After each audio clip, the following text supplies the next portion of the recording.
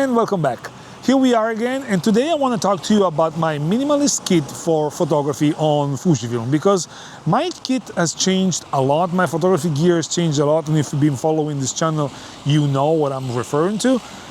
And my lenses kit and my cameras kit for Fujifilm has changed a lot as well. And as of today, what I'm using with my Fujifilm is my X-E5, and I recently purchased back, after having them for years, the 18mm f2 and the 27mm f2.8. Both kind of pancake lenses, super small, super lightweight, with an aperture ring, and all the things that we've all come to love with Fujifilm. And before we leave, this video is brought to you by PGYTech with their OneGo Solo V2 sling bag. They're 6-liter, but more on that later, because that bag is pretty sick. So stay with me. I want to bring you with me in a street photography POV session here in Catania, because this is what I'm going to use my Fujifilm cameras the most right now. My Fujifilm camera, my Fujifilm kit the most as of now. And so stay with me, and I hope the weather stays decent at least for a couple of hours.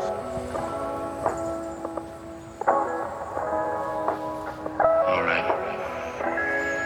I'll tell you the truth.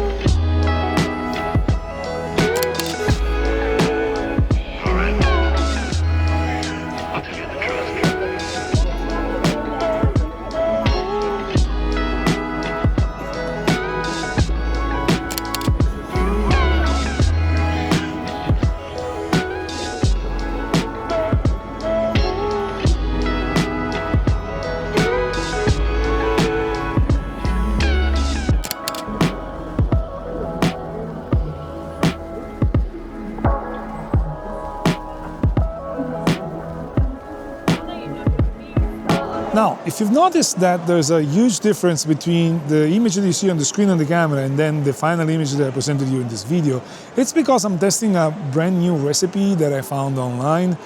I'm not sure I'm liking it that much, that's why I'm putting this in the video. I'm not so sure, so if you see that much of a difference, it's because of that. Also, the recipe that I'm using uses a lot of grain, chroma effect and stuff like that. And if you know Fujifilm, this means that the camera is going to be slow in memorizing all of that because it adds that after the picture. And so if you see that storing message on the screen, it's just because of that. This is not the usual speed that the X-E5 goes at. Another thing that is worth noting is that you've seen me through this video shooting a lot, stretching my arms and showing you the camera. This is because I'm recording a POV video. This is not the way I shoot all the time. As you can see, my camera is here, the one that is doing the POV. In order for you to see what I'm doing, I need to shoot like that. But this is not how I shoot most of the time. This is how I shoot sometimes, but the vast majority of the time I'm shooting like this. And this is why I like the rangefinder style body that much. It's because half of my face is visible. People are less scared. I can interact if they see me, and it's less scary for people in general. So keep that in mind. That is not my usual way of shooting.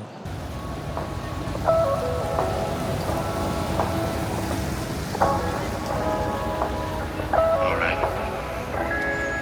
I'll tell you the truth.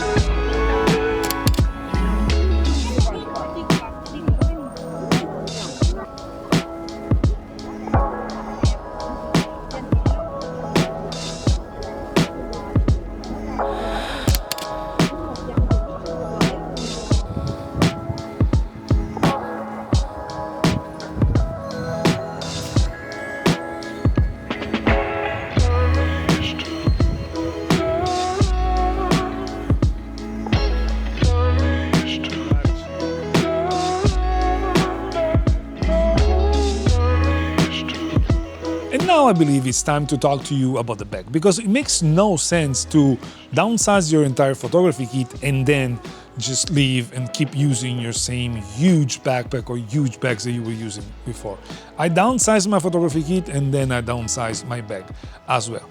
In my case, I'm rocking the PGYTech OneGo Solo version 2. This is the 6-liter version, but it also comes in 4 and 10 liters. And if I wanted to be super compact, I think I could use the 4-liter version, but you never know what you're gonna bring. You may need something here and there, so the 6-liter version is just perfect for me. The touch and feel is super good. Of course, it's a modern bag, so if you're looking for those vintage style bags, this is not for you. But if you're going after a very well-made bag that fits everything you can possibly think, of course, assuming you're rocking a small setup, this is going to be perfect. It's got a big compartment where you can put all your photography gear. In my case, I fit in there my X-E5 with the 18mm, the 27mm, my neck strap or my wrist strap, and I also put in there my flash, the Godox IT32.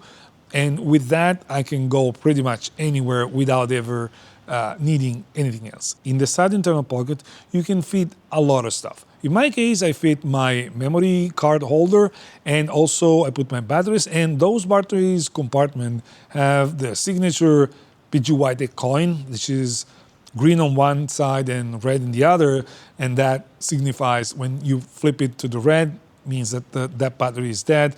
When you flip it to the green one, that means the battery is fully charged. That is very useful. And on top of that, those can be used to basically secure your tripod plate and stuff like that. This is a signature, one of the signature things for PGYTech, and I think this is one of the most clever way of doing it. But even if I put just that, you can fit a lot more in that. And also you have another external door that is perfect for documents, every other small thing that you can think of. In the 6-liter and in the 10-liter version, on the side, on the rear side, you can also take out a bottle holder that if you need water, you've always carry with you a bottle of water that is gonna hold that as well. Even when it's fully packed with all these things, this bag doesn't weigh on your shoulder, so you can lug it around without any particular issue, and taking stuff in and out is pretty simple. The fit and finish, as I mentioned, is very good, and for what I can tell, this is one of the best sling solo bag that you can find in the market. So go check the link in the description, and then back to the video.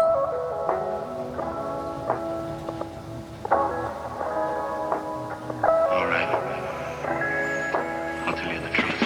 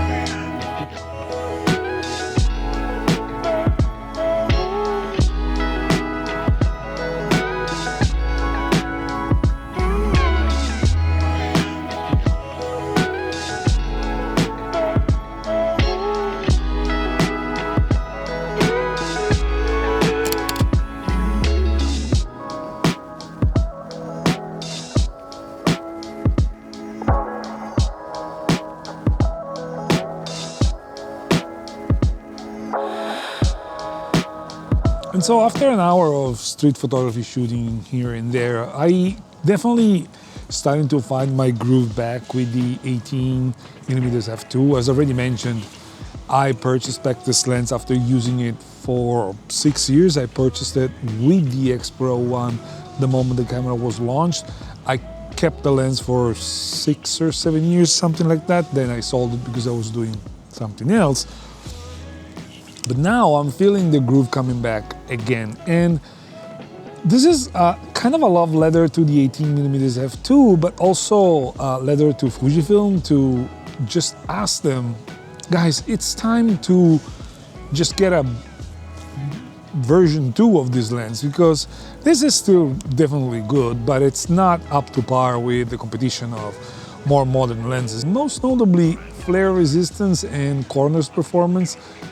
Those are the things that are not that great. I find sharpness to be good enough even on a 40 megapixel sensor. And by the way, I don't want to make this whole video about the 18mm f2, but let me know in the comments if you want me to just push out a 10 years after review of the 18mm f2 on a 40 megapixel sensor, because that, I believe that has some interest, but I want you to know, I want you to tell me, because I don't want to put the effort in and then no one's gonna watch it. So let me know in the comments.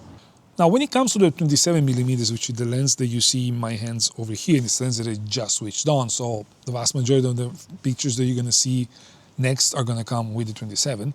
This is a lens that is much newer. I reviewed both versions, the previous one and the new one just added the aperture ring, which is a nice thing to have, and added the weather sealing. But besides that, it didn't have that much. The autofocus is the same, optically the lens is the same. I don't think that compared to the 18, this lens needs an update from an optical formula standpoint. To me, it's more than fine. The three-dimensional look that you get out of this lens is pretty good, and it gets you more three-dimensional look that you would expect from a 27mm that is just f2.8. So I don't think this needs an update. Of course, I would love to see an f2 version of this lens, and I would love to see a faster autofocusing, more silent autofocusing version of this lens. But I don't know if that's ever gonna be done, and even if they do, it's gonna be bigger, heavier, and more expensive. So all in all, with the 27 and this one that I got it used, but it's basically pretty new. With the 27, there isn't much to complain about, and compared to the 18 millimeters, which on APS-C is basically my, if you follow the channel, you know, my 18 and 40 millimeters equivalent lenses, I'm more than fine. I will still sometimes bring with me a little bit of a faster lens. Typically, I would bring the 25 millimeter f1.7 from Viltrox just because it's a stop and a half faster than this 27 millimeters f2.8. When it's very, very low light, that could come in handy. But besides that, this is going to be my Fujifilm kit for the foreseeable future.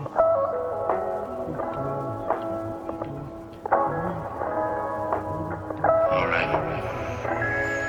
I'll tell you the truth.